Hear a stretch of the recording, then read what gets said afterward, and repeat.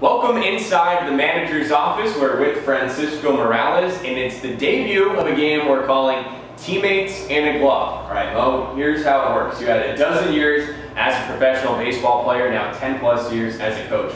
So, not only the names of teammates written down in this glove, but also guys who you played under, guys who you now have coached and managed. So just about like 0.1% of everyone who you've come across, their names are in this glove. So you're going to pick a name out, then you're going to give us the first thought that comes to mind. Maybe share a good story if you've got one. Ready to play? Ready to play. All right, it's Teammates in a Glove with TinCaps manager Francisco Morales. Let's go. Let's see what's the lucky one, right? They're all lucky. They're all lucky? You read it? No, this is not like an award ceremony where I open it up and unveil it. You pick it, you read it, and we go. Okay, we got Bud Harrison. Ooh. Here's your manager when you played with the Long Island Ducks in the Atlantic League. Great guy. A lot of good stories in that place. A lot of good memories. I actually had a lot of fun there. And actually, a good story of fact. I was the first guy, the first player that Bud Harrison signed for that franchise, the Long Island Ducks. And can be more happy to have that honor. And Bud was a guy who won a couple of World Series titles with the Mets. All right, so we're one in now. Yeah. Let's keep going. 1 for 1. I think that was pretty good. Okay. Hopefully we don't run into anyone who's like, who is this? Probably. I think this is... we got a good one here. Black Guerrero. Wow. My teammates in Harrisburg, Pennsylvania for 2 years.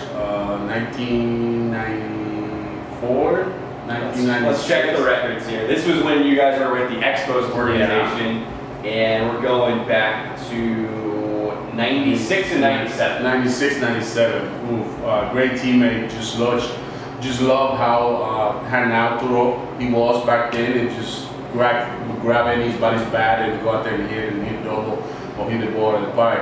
Something that really always hit me, like, you know, players like we picky, you know, it's got to be the right bat, feels good. And Vladdy was so natural, he just grabbed anybody's bat and went to the plate. Wow. Now, not to make you feel old, but Guerrero has a son, Vladimir Guerrero Jr., who's about to be signed in July as an international free agent. He's one of the most coveted international free agents. Your son, Maxwell, just signed with the Rangers not too long ago. Yeah. When you guys were playing together, could you imagine that you were going to have sons become professional baseball players? No, not really. But Maxwell was born in 1998, so it was 2 years after I played with Vladdy, and I think, you know, Vladdy saw him, and then I saw his son back in the Dominican, and it was fun. Now, you know, we are proud dads. I'd say, you know, I'm very proud of my son and the little things that he accomplished. So 20, 30 years from now, we're going to have Maxwell and Vladdy Jr. playing teammates in a glove, and they're going to pick out your name here. Probably. All right, let's keep going. Okay. Orlando Cabrera. Oof. One of the best infield teammates that I remember. How good defensive player he was. He can hit too.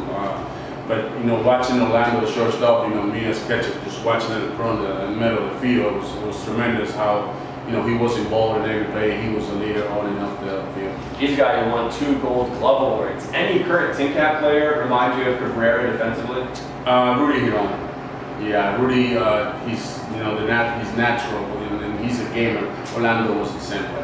Now, I'm not sure if I have this right, but you were teammates with Orlando. You guys were in the Expos farm system. Yeah. Then you were a staff assistant with the Indians. Was Cabrera a player on one of those Indians teams? Yeah, he was for 1 year. Yeah, he was 1 year. And what was that like, going from the role of being teammates with someone and then becoming a coach too? It was hard because I had to, you know, when you're a teammate, you know, it's boundaries that you respect. But when I was his coach, he's like, oh, okay, I was your teammate or you my coach? I say, no, I'm your coach, so you have to respect that fact. All right. No, this is fun.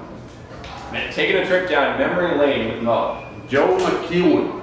He's the third base coach for the White Sox. Yeah, I played with Super Joe. Super Joe. I played with Joe.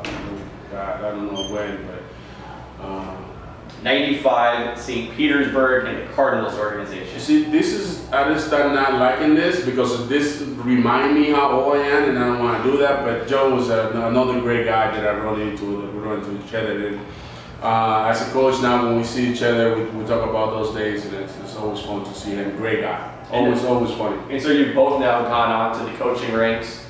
Both have had experiences in minor league baseball coaching and even in the big leagues. When you guys were players, is that something that you talked about? Could you see in him that he would be a guy who one day would become a good coach? Yeah, I mean, by the end of your career, you kind of like lean into coaches, to the coaching staff and ask questions, and you're like, you know, this is something I might do.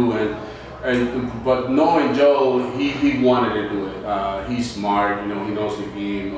Obviously, you know, being a third base coach in the big leagues is not easy. He's doing a good job, so I'm happy for him, and I'm sure he's happy on how far he goes so far in the coaching career. Super Joe, he's a fan favorite when he's with the Mets. Yes. One more. So this is a good one. All right, we're ending on the perfect one. I'll say that. We end on the. Well, I shouldn't say perfect. We're ending on a good one. We gotta end on this. My good friend Manny Acta. Wow. So many stories, you know, since I was a player, he was my manager in Winnable and with Estrellas, and we were one game shy of the championship there. Also, he was my manager the day I hit 3 homers in the game in Winnable, and he made a bet that he's still not paying me yet. I don't want to say what was the bet, but it was similar to Rudy Giron's bet. Yeah. So maybe the clubhouse dues were going to be taken care of. Yeah, so he still owed me that bet, by the way. I hope he sees this one day. What can I say about Manny? A lot of history behind it, good friendship. He's given me the opportunity to be in the big leagues, to coach in the big leagues. And I was the hitting coach in his Winnable when we won the championship with the Licey too. It's many stories, and I'm happy that I can call him a friend, and he also called me a good friend too. So. And when Manny was the manager of the Indians, you were on his staff for a couple of years. But when was the first time that you meet him? Growing up in the Dominican, had you crossed paths at all? Yeah, growing up in the Dominican, he's still a player. I went to a tryout with the Houston Astros. He already had 2 years with them. So I went to the academy in the Dominican Republic in Santa Fe. That's the little batey that we call there. With the Houston Astros, used to have their academy. I met him, and I saw this guy, you know, your color, green eyes, and I'm like, this guy is no way he's Dominican. So he approached me and said, hey man, how you doing, and all that stuff. I was like, wow, you know. So right then and there, we started building our friendship when he was a player and I was just trying out.